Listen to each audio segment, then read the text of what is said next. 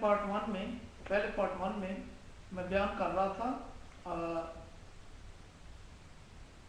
ایک مثال کہ ایک طالب علم کو سارا سال اس کا استاد پڑھاتا ہے، اپنی پوری تگدو اور ایمانداری سے اپنے پورے تجربات کو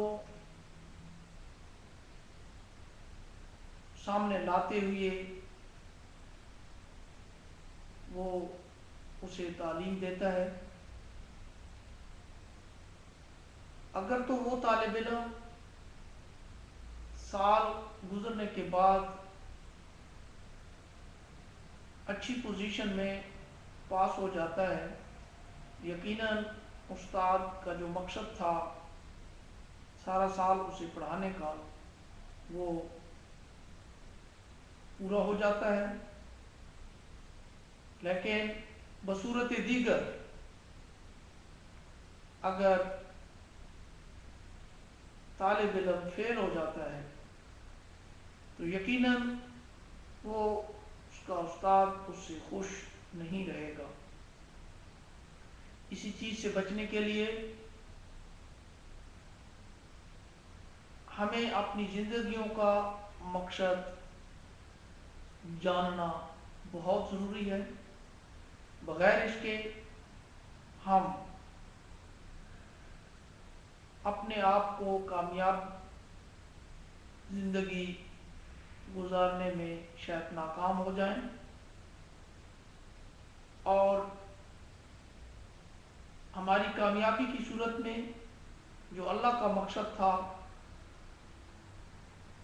وہ تو پورا ہونا ہی ہے، مجھ سے نہیں، آپ سے نہیں، یا چند اور لوگوں سے نہیں، لیکن یہ دنیا بہت بڑی ہے۔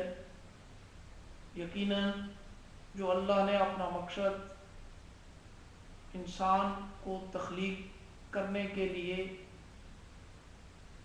رکھا تھا وہ یقیناً پورا ہو کے رہے گا۔ لیکن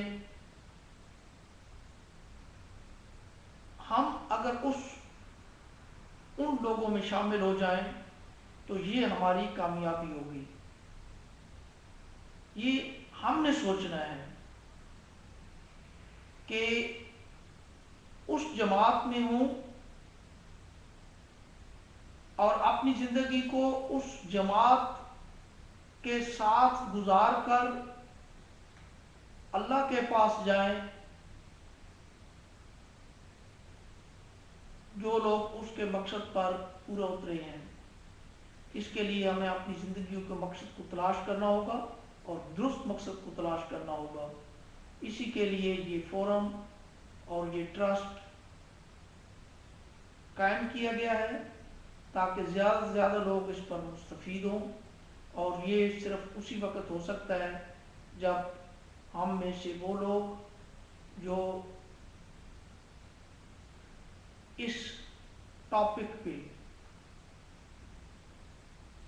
بہتر طریقے سے ڈسکس کر سکتے ہیں یا سمجھتے ہیں کہ ان کے مقاصد درست ہیں، وہ دوسروں تک بغیر جھجک کے، بغیر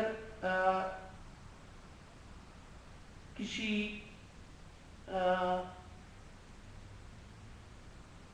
چیز کو مد نظر رکھتے ہوئے یا خوف کے لوگوں کے سامنے لائیں۔ یہ یقیناً ان کا بہت بڑا احسان ہوگا اور اس سے بہت زیادہ لوگ مستفید ہوں گے۔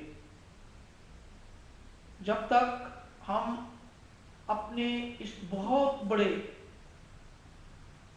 پہلو کو یا مقصد کو دوسروں سے پوشیدہ رکھیں گے، اگر تو ہمارے مقصد درست ہے تو ہم کامیاب ہوں گے، اگر ہمارے مقصد درست نہیں ہے کسی بھی وجہ سے تو ہم ناکام جماعت میں سے ہوں گے۔